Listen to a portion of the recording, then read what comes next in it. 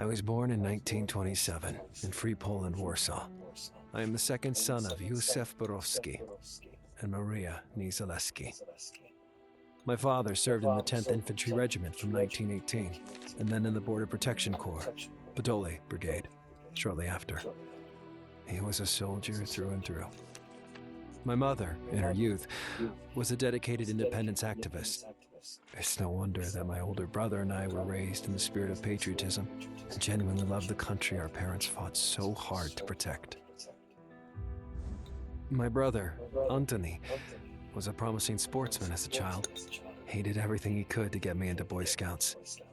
"Otherwise, you'll die reading these books, youngster," he used to say.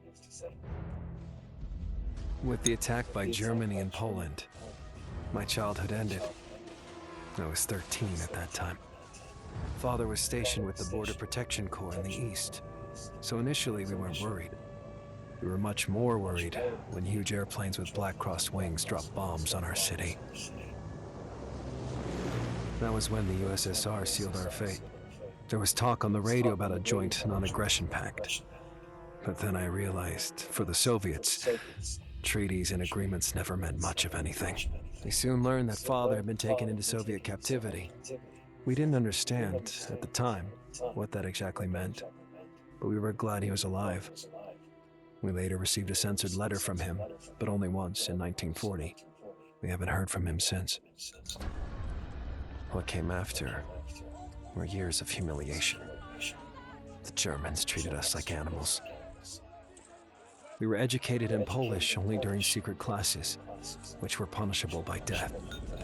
We had mandatory work from the age of 14 in order to build a strong Third Reich. All of our Jewish friends were kidnapped and imprisoned beyond the brick walls of the Warsaw Ghetto. You could get yourself killed for helping them, but we still tried. They were our friends, after all. People disappeared without a trace. They were taken at night or kidnapped in raids and driven off at gunpoint. 1 in 4 of my playground friends vanished.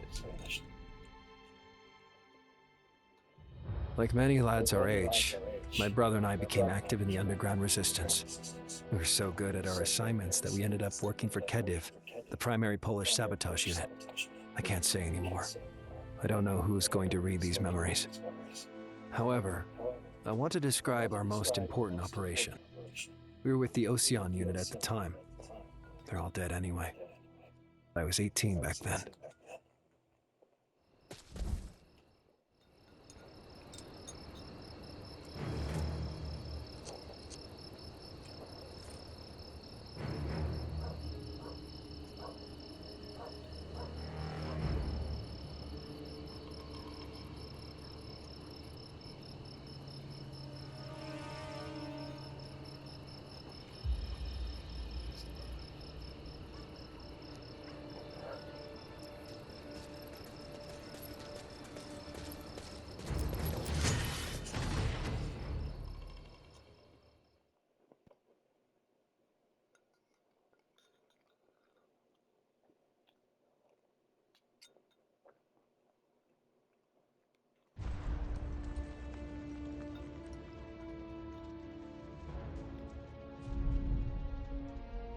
The operation was a success.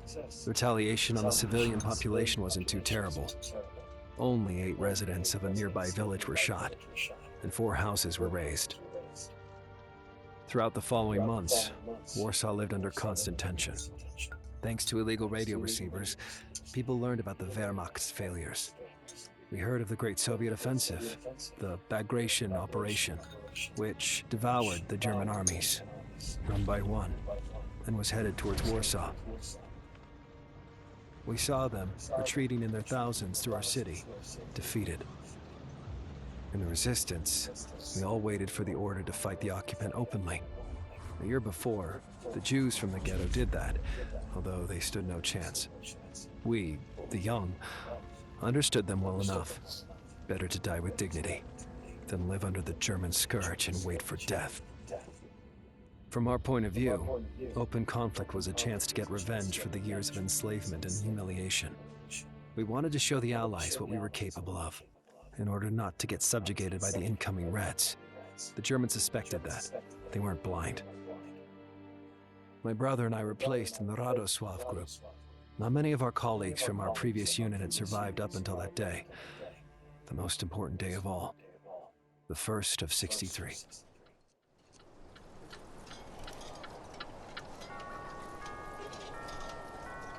All right, youngster, time to go.